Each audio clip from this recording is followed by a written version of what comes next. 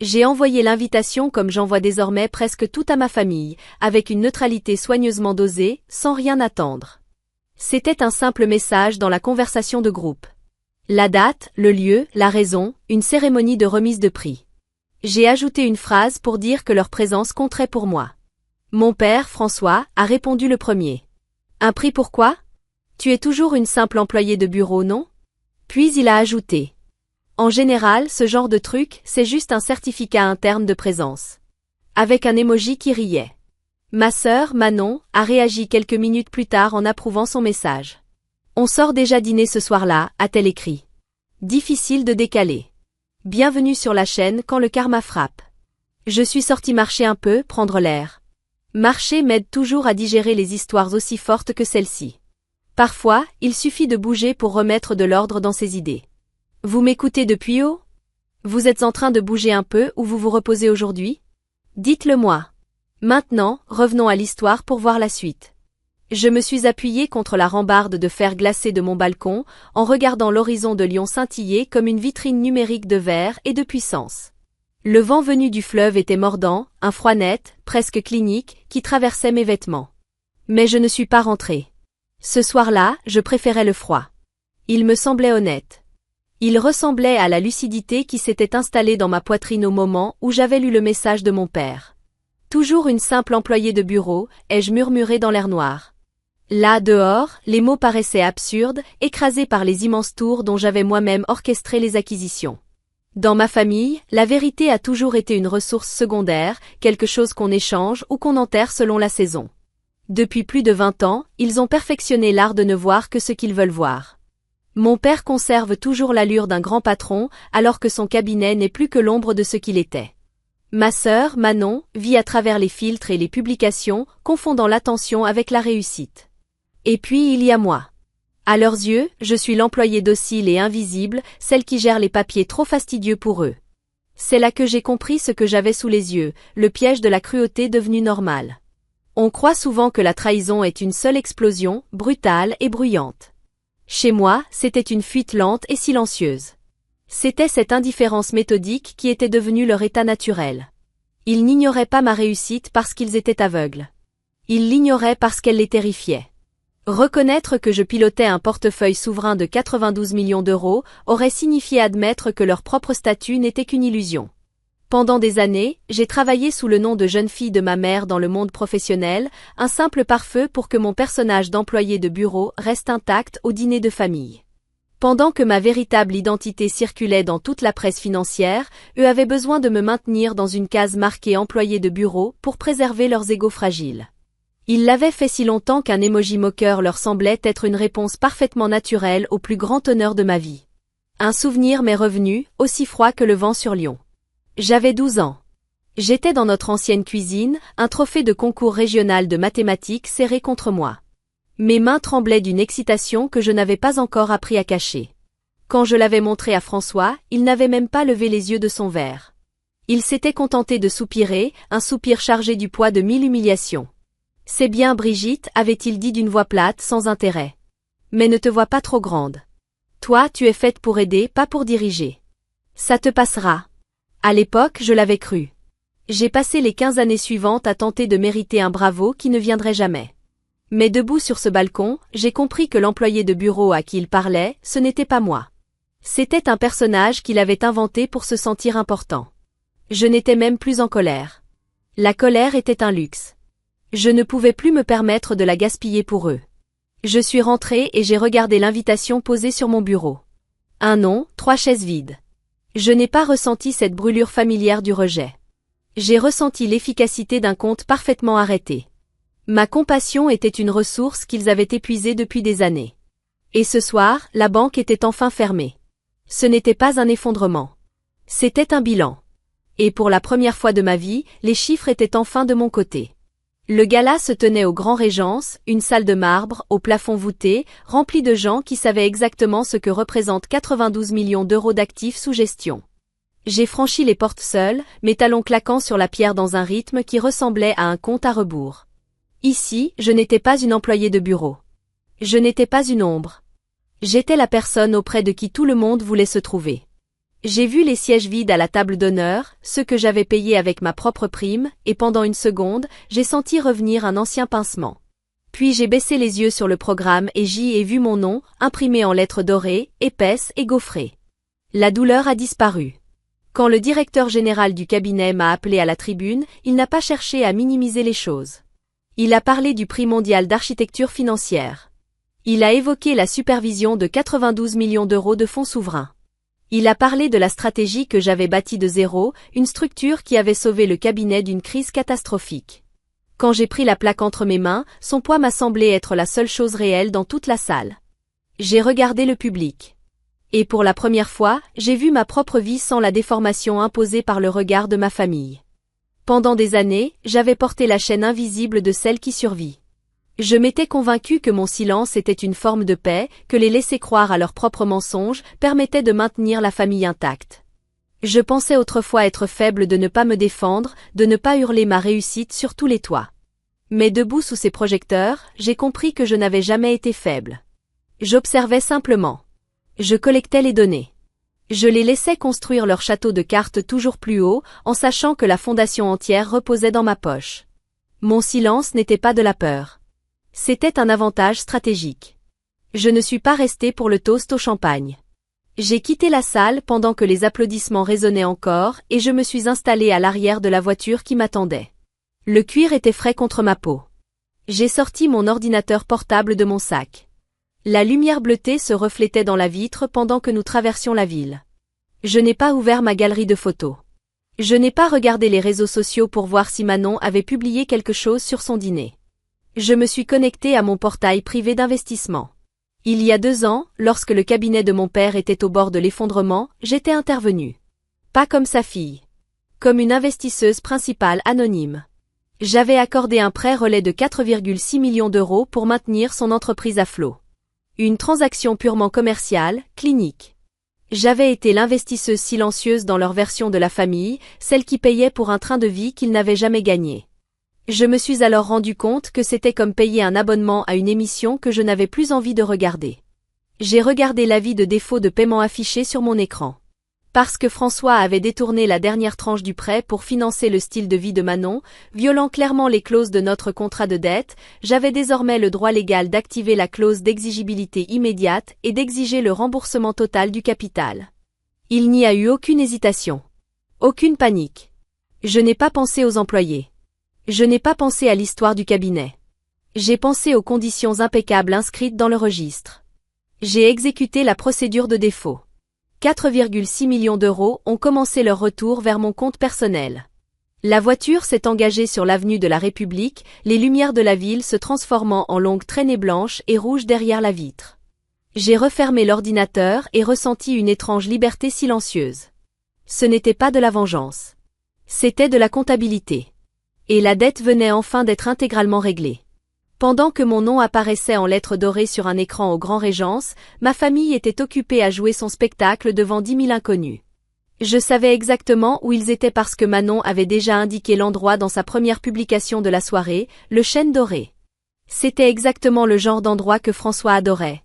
Lumière tamisée, lourds meubles en acajou et une carte des vins conçue pour donner aux gens l'impression d'appartenir à une élite en voie de disparition. Je pouvais presque voir la scène comme si j'étais assise sur la 4e chaise, qu'ils n'avaient même pas pris la peine de sortir. Manon aurait posé son téléphone contre un verre d'eau en cristal, l'anneau lumineux qu'elle transportait dans son sac diffusant une lumière artificielle crue sur la table. Elle retransmettait l'entrée en direct. Sa voix avait ce ton aigu et chantant qu'elle réservait à ses abonnés. Alors, ce soir on célèbre la vraie réussite, disait-elle à la caméra avec un sourire en coin. Contrairement à certaines personnes qui pensent qu'un trophée de participation dans un bureau vaut bien un samedi soir. Elle tourna la caméra vers François, qui découpait une côte de bœuf coûtant plus cher que le loyer de mon premier appartement. Il regarda l'objectif et éclata de rire, le son étouffé par la viande. Un certificat de présence, Manon, ajouta-t-il avec cette arrogance héritée qu'il n'avait jamais perdue. Voilà ce qui arrive quand on se contente d'un travail derrière un bureau. On apprend à être reconnaissant pour les miettes. Ma mère, Angélique, était assise à sa gauche. Ses mains parfaitement manucurées reposaient sur la table pendant qu'elle sirotait une bouteille de Cabernet à 185 €. Elle n'avait rien écrit dans la conversation familiale, mais ici, protégée par leur bulle de statut social, elle était la complice la plus bruyante de la table. Ils discutaient déjà de la façon dont ils dépenseraient la prochaine tranche de la ligne de crédit privé qui maintenait le cabinet en vie. Une maison d'été sur la Côte d'Azur.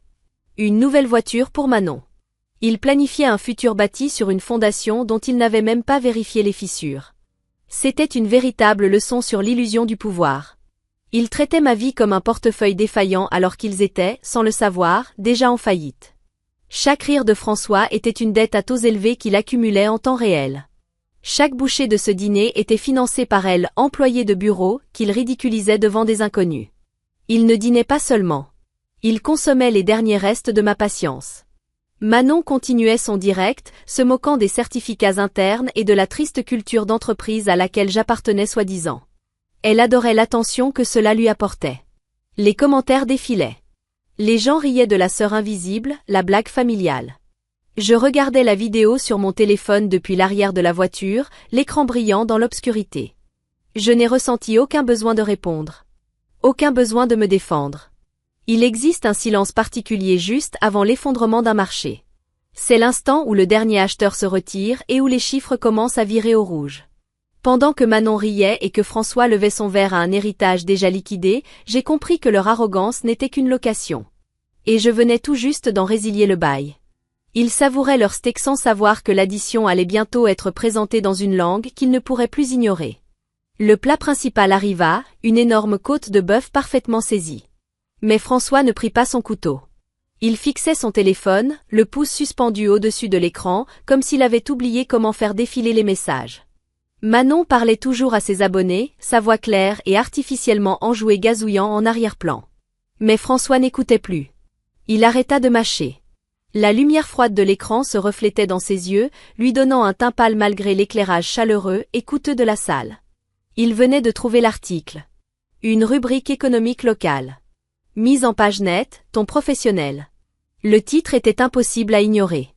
La stratégie lyonnaise, comment Brigitte a sauvé un empire financier. Sous le titre, il y avait une photo que je ne savais même pas avoir été prise. Moi, debout à la tribune, tenant le prix mondial d'architecture financière, exactement comme la dirigeante que j'avais passé des années à prétendre ne pas être. François relut l'article, plus lentement. On n'y parlait ni d'employés de bureau ni de secrétaire. On y parlait de supervision, de budget, de leadership. On y mentionnait une initiative souveraine de 92 millions d'euros qui avait stabilisé le marché pendant une crise historique. On citait même le directeur général du cabinet, un homme avec qui François essayait d'obtenir un rendez-vous depuis 3 ans, saluant ma clairvoyance exceptionnelle et ma précision implacable dans la gestion de fortune. « Qu'est-ce que c'est que ça ?» demanda François, la voix brisée. En une phrase, l'arrogance qu'il portait depuis 10 ans venait de se dissoudre. Manon se pencha pour lire l'écran, son téléphone toujours en direct devant des milliers d'inconnus. Elle lut le premier paragraphe en pensant découvrir quelque chose de banal. Mais son sourire se transforma lentement en une expression froide, calculatrice. Angélique prit le téléphone sans demander. Elle lut en silence. Le seul signe que son monde s'effondrait fut la tension qui apparut autour de sa bouche. Mais l'article n'était que la première vague. Au moment précis où le silence à la table devenait insoutenable, une autre notification apparut sur le téléphone de mon père. Celle-ci était privée. Automatique. Dévastatrice. Une alerte provenant de son compte professionnel. Crédit d'entreprise suspendu. Investisseur principal retiré. Il regarda les détails. Ses mains tremblaient si fort que le téléphone vibrait contre la table. L'investisseur principal n'était ni une banque ni un fonds de capital risque. C'était une société écran enregistrée à l'étranger, protégée par plusieurs couches d'anonymat juridique et gérée par un bureau familial privé que j'avais créé des années plus tôt. La prise de conscience fut brutale. Il comprit que la subvention anonyme qui payait ses employés, couvrait ses charges et finançait le style de vie de Manon depuis 2 ans n'était ni un coup de chance ni une preuve de son propre génie. C'était mon argent. J'avais été l'architecte silencieuse de sa survie, pendant qu'il racontait à quiconque voulait l'entendre que j'étais un poids. J'étais celle qui payait le steak qu'il n'arrivait même plus à avaler. François leva les yeux de son téléphone. Son visage semblait avoir pris 10 ans en quelques secondes. Il regarda Manon, puis Angélique. Mais aucune des deux ne soutint son regard. Il vivait dans une maison construite par quelqu'un qu'il n'avait jamais reconnu. L'employé de bureau dont ils se moquaient était la seule raison pour laquelle ils avaient encore un cabinet où aller travailler le lundi matin. Et elle venait de fermer le compte. L'air de l'after-party du gala était chargé de parfums coûteux et du murmure discret des affaires conclues dans les coins de la salle. Je me tenais près d'une fenêtre, un verre de vieux whisky à la main, observant les lumières de Lyon clignoter comme des millions de minuscules points de données. Des personnes dont les noms apparaissaient en couverture de magazines économiques venaient me serrer la main et me demander mon avis sur l'évolution des marchés. C'était un monde de précision absolue. Un endroit où j'étais enfin reconnu comme l'architecte que j'avais toujours été. Puis mon téléphone vibra dans ma paume. Je baissai les yeux. Le nom de mon père apparaissait. Je ne me suis pas précipité pour répondre. Je l'ai laissé sonner quelques secondes. Histoire d'établir la nouvelle hiérarchie. Quand j'ai finalement accepté l'appel, je l'ai mis sur haut-parleur. Je voulais que le silence de ma victoire soit la première chose qu'il entende. Brigitte. Sa voix était un murmure rauque, dépouillé de la confiance tonitruante avec laquelle il se moquait de moi 1 heure plus tôt. J'entendais le bruit du chêne doré derrière lui. Les couverts qui s'entrechoquaient. Les rires lointains de gens qui avaient encore de l'argent. Mais à leur table, il n'y avait plus que le vide. Je suis là, François, répondis-je. Sans dureté. Sans triomphe. Juste le ton froid et neutre d'une professionnelle qui clôt un dossier. La ligne de crédit, les comptes de l'entreprise, tout est bloqué, balbutia-t-il. Je pouvais presque l'imaginer transpirant dans son costume trop cher, les yeux cherchant une issue. Ils disent que l'investisseur principal a tout retiré. Brigitte, on ne pourra pas payer les salaires lundi. Le cabinet s'effondre dans 48 heures. À côté de lui, j'entendis une inspiration brusque. Angélique. Puis la voix de Manon, soudain petite et tremblante, débarrassée de toute mise en scène. Brigitte, s'il te plaît. Papa a des douleurs dans la poitrine. Tu dois réparer ça. Remets simplement l'argent. On ne savait pas. Je répondis calmement. S'il a réellement une urgence médicale, Manon, tu devrais appeler les secours, pas ta sœur simple employée de bureau. L'argent ne relance pas un cœur qui lâche à cause de sa propre avidité. Puis j'ajoutai, d'une voix stable comme un moniteur cardiaque. C'est ça, le problème quand on construit son statut sur des dettes, Manon. On ne prend jamais la peine de vérifier qui détient réellement la créance. Vous avez passé des années à traiter ma carrière comme une blague, pendant que je finançais discrètement votre vie. Vous avez bien profité du steak. Vous avez savouré le steak. Vous avez apprécié le vin. Mais vous avez oublié qu'à l'origine de chaque luxe, il y a une source. Et je ne fournis plus la subvention. Je suis ton père. Cria François, la voix brisée. C'était une tentative désespérée d'invoquer un contrat biologique qu'il avait lui-même violé depuis longtemps. Tu ne peux pas faire ça à ta propre famille. C'est 92 millions d'euros. Tu supervises tout ça. Annule simplement la transaction. Dis-leur que c'était une erreur. Je regardais mon reflet dans la vitre sombre de la fenêtre. Puis je regardais le prix mondial d'architecture financière posé sur la table près de moi. Le recalcul était terminé. Je n'étais plus son assistante. Je n'étais plus la fille prête à s'incendier pour leur tenir chaud. Je suis désolé, François, dis-je en me rapprochant du téléphone pour qu'il entende la certitude dans mon souffle. Mais je ne suis qu'une simple employée de bureau. Je n'ai pas ce genre de pouvoir. Tu l'as dit toi-même. Ces distinctions ne sont que des certificats internes de présence. Un titan de l'industrie comme toi devrait pouvoir gérer une petite crise de liquidité. Et au fait, François, ne crois pas que j'ai été une complice silencieuse. Mon équipe vient de terminer ce matin un audit financier approfondi de tes comptes. Nous avons découvert un système organisé de fraude fiscale que tu utilisais pour dissimuler ton insolvabilité. Devant un tribunal, tes mains sont beaucoup trop sales pour espérer gagner la moindre procédure contre moi. Je ne lui laissai pas le temps de répondre. Je ne lui donnai ni la chance de supplier ni celle de menacer. Je touchai simplement l'écran. Et je coupai l'appel. Le silence qui suivit fut la chose la plus chère de toute la pièce. Et pour la première fois depuis 28 ans, je ne devais plus un seul centime à personne. Je repris mon verre. Les glaçons tintèrent contre le cristal avec un bruit qui ressemblait à un coffre-fort qu'on referme. Le cabinet ne survécut pas 48 heures après le retrait du financement. Sans le prêt relais de 4,6 millions d'euros, leurs créances n'étaient plus que des fantômes sur du papier. Sans sang pour circuler dans les veines de l'entreprise, François fut contraint de liquider presque tout. Je suivais les retombées de loin, observant les dossiers judiciaires comme on surveille les variations d'une devise étrangère. Froidement, analytiquement, totalement détaché. Au final, je les ai laissés garder la maison familiale. Non pas par compassion. Simplement parce que les procédures nécessaires pour la saisir auraient exigé trop d'énergie pour un rendement dérisoire. Ma paix n'était plus à vendre. La seule condition pour qu'ils gardent ce toit au-dessus de leur tête fut une rupture totale et définitive de contact. Un désinvestissement complet de notre histoire commune. Quelques mois plus tard, je pris possession de mon nouveau bureau permanent au sommet du plus haut immeuble de Lyon. De cette hauteur, le monde ressemble à une machine logique.